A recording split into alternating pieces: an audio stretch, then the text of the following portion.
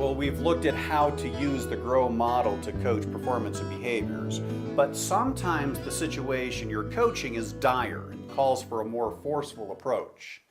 In those cases, we'll still use the GROW model, but we'll modify it to fit the occasion.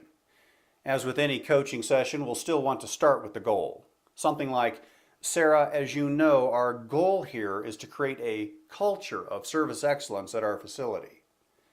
Then move on to the reality by describing the specific behavior. Sarah, I watched as you, or I noticed that you. Here you'll want to state the specific behavior you observed. Then, as part of the reality step, you'll want to point out the impact that behavior has on the team, on the customer, on the culture, on the work environment, or any other impact it might have. For instance, Sarah, the rest of the team here looks to you as a model for leading a service excellence culture.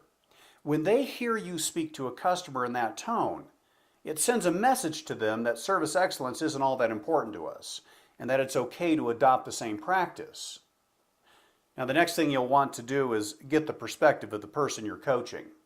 Something like, Sarah, help me to understand why you think this has become an issue lately.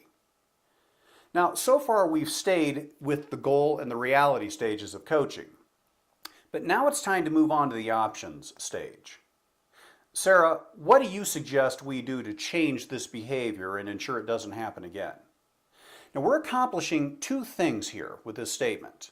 First of all, we're transferring ownership for improvements to the person who's being coached. And second, we're suggesting by the strength and resolve of the statement that not changing is not an option. Now, once we have a suggestion or two from Sarah and we've added our own ideas to the mix, it's time to move on to the next step in the GROW process, which is the way forward. Specify a plan. Sarah, going forward, what I would like to see you do is this, or what I would like from you is this, or Sarah, my expectation is that from now on, you'll do this instead.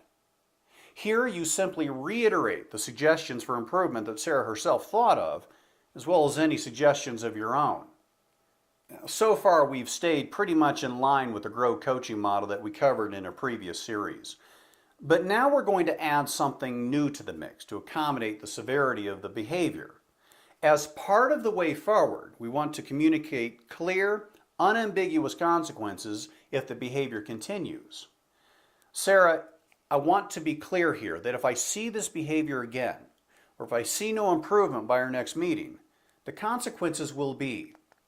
Here you'll want to state the clear consequences and the timelines for improvements. Be sure to clarify with your HR generalist just how those consequences can be stated. Then be sure to check in with Sarah on how all this is landing with her. Sarah, what questions do you have about this? Get her perspective on it and get her commitment to make improvements. Using this method for coaching the difficult situations will give you the best chance for success that you won't see this behavior again. Well, that's all for this edition of the Support Edge. Until next time, be sure all your development initiatives are performance-driven and outcomes-based.